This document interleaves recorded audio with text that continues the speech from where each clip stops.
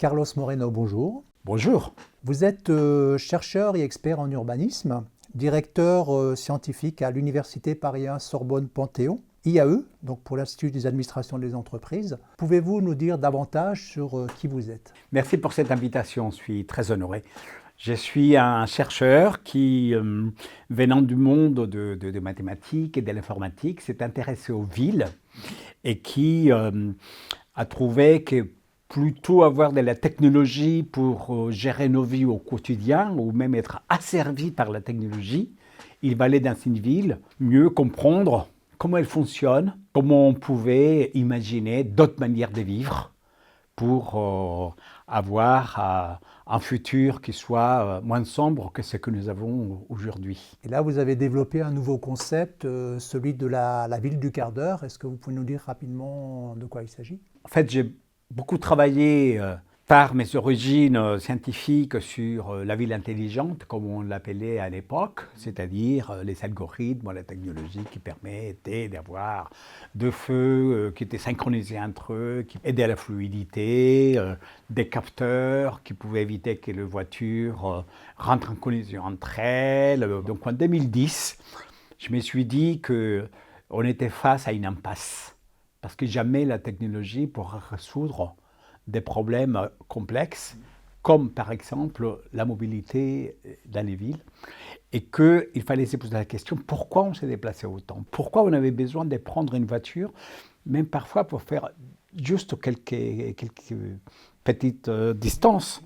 Et donc, je me suis dit qu'il fallait trouver nos actions quotidiennes. Et c'est là où j'ai vu qu'on était tout à fait dans un univers d'ici du XXe siècle, des longues distances obligées, des pertes de temps obligées, parce que les choses sont très loin les unes des autres pour y accéder et on est obligé de faire un grand déplacement. Et donc la ville des quarts d'heure, c'est venu comme une réponse par rapport aux courtes distances pour accéder d'une manière décarbonée à des services, pour avoir des services un peu partout et diminuer ce qu'on appelle la mobilité obligée pour aller vers ce qu'on appelle la mobilité choisie, c'est-à-dire j'y vais où je veux, parce que je veux et pas parce que je n'ai pas le choix. C'est ça la ville des quarts d'heure. Vous avez publié un livre qui s'appelle Le droit de cité. Dans l'avant-propos de mai 2024, vous évoquez la pyramide inversée des mobilités avec la priorité donnée aux piétons, aux cyclistes et aux transports en commun. Ce qui rejoint un peu notre combat pour l'objectif zéro victime et la défense des usagers vulnérables. Pourriez-vous nous en dire davantage? Le XXe siècle est devenu les siècles du royaume de l'automobile. Nous avons accepté de nous transformer dans des modernes senteurs, moitié humains, moitié voiture. Et les longues distances et les déplacements en voiture a fait que la voirie a fait que donc les rues, pour les voitures, deviennent même l'essentiel de l'utilisation de l'espace public. Il n'est pas rare d'avoir un espace public dédié à plus de 50%. Ça peut monter jusqu'à 70% dans le monde. Un espace public uniquement automobile, uniquement reculé par des feux, par des passages piétons, quand il y en a. Donc la pyramide inversée dit stop avec un monde du XXe siècle fait pour la voiture, pour les villes, revenons à la place de l'humain dans la ville. Et les premiers droits d'un humain, c'est d'être piéton. Et donc de respecter le fait qu'il se déplace à pied, qui est bon pour la santé. On sait que 20 minutes de marche diminuent de 12% les morbidités, les études scientifiques le démontrent pleinement. 45 minutes a un effet également musculaire, squelettique. En plus, la sédentarité des voitures amène l'obésité, amène des maladies cardiovasculaires, bref. Donc la pyramide inversée, il dit, le premier droit, c'est celui d'être piéton. Le deuxième, c'est de ne pas polluer avec des CO2 et des particules fines, dans une mobilité active, qui en plus fait toujours du sport, de l'exercice, donc le vélo mécanique, le vélo électrique.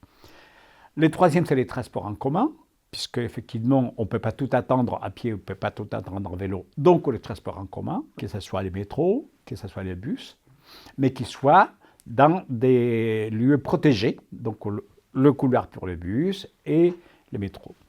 Et ensuite, dans cette pyramide, les voitures partagées, puisque on doit combattre l'autosolisme qui est une des dérives des sociétés modernes, donc les voitures partagées, électriques, et un dernier, donc la voiture individuelle. Voilà, c'est cette pyramide qu'on inverse pour qu'on redonne aux citoyens la place d'humanité dont on a absolument besoin et que l'espace public soit réaménagé en suivant cette pyramide. Un espace public pour les piétons, un espace public pour les vélos, un espace public pour les transports en commun, et qu'on offre plus de services accessibles par rapport à ces mobilités-là. Et plus d'humanité, c'est dont nous avons aujourd'hui besoin. Alors j'ai également vu dans votre premier chapitre qui est consacré à la ville vivante, vous évoquez le système piéton.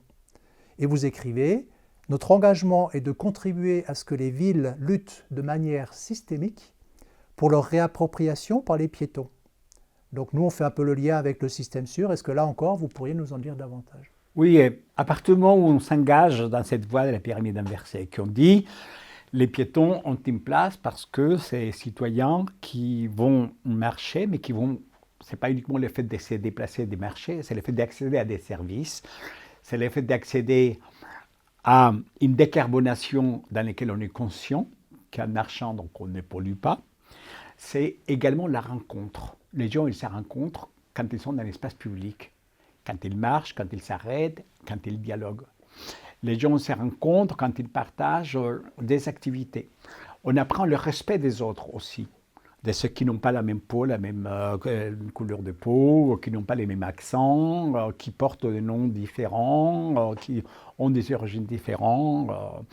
Et on partage également le respect pour la différence.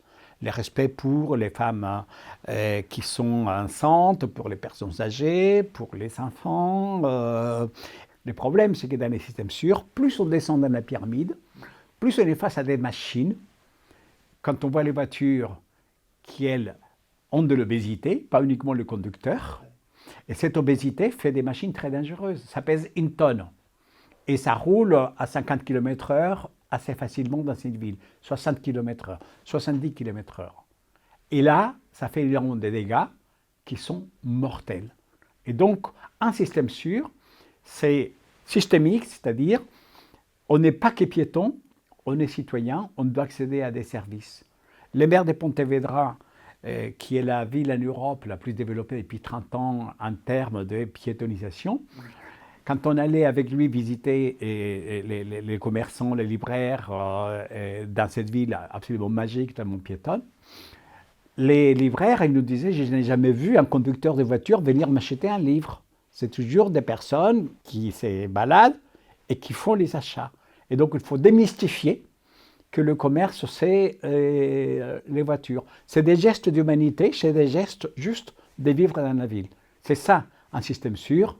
C'est de vivre dans la ville sans exposer sa vie, juste parce qu'on se déplace d'un endroit à un autre. Donc c'est un système qui prend en compte tout le contexte et tout l'environnement de manière beaucoup plus globale. Alors vous écrivez, pourquoi, face à l'urgence climatique, les SUV sont-ils les véhicules les plus vendus quand ils sont inutiles et encombrants en ville? Je ne peux m'empêcher d'avoir une pensée pour Paul Varry, disparu sur une piste cyclable à Paris dans des conditions dramatiques, et également au combat que vous menez pour interdire les SUV à Paris.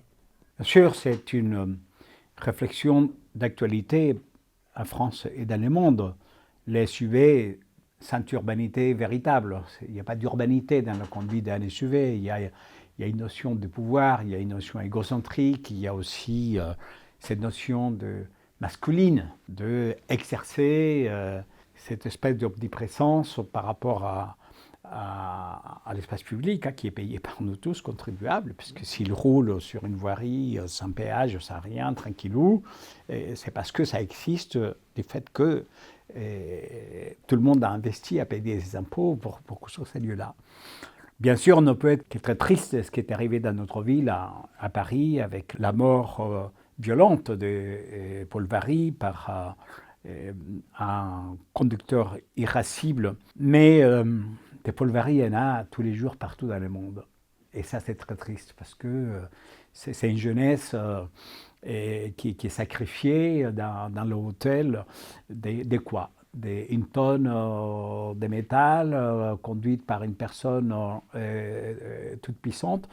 J'ai parlé tout à l'heure de l'obésité des voitures, c'est aussi l'obésité des personnes, pas uniquement physiquement, ce qui est le cas quand on devient un conducteur assidu, mais il y a aussi l'obésité de leur ego. Et l'ego du conducteur assidu de SUV est grandi. Ce n'est pas une guerre contre les voitures, c'est plutôt un combat pour changer les modes de vie, pour dire à ces conducteurs qu'ils peuvent se déplacer autrement pour accéder aux mêmes fonctions, juste en vivant en urbanité.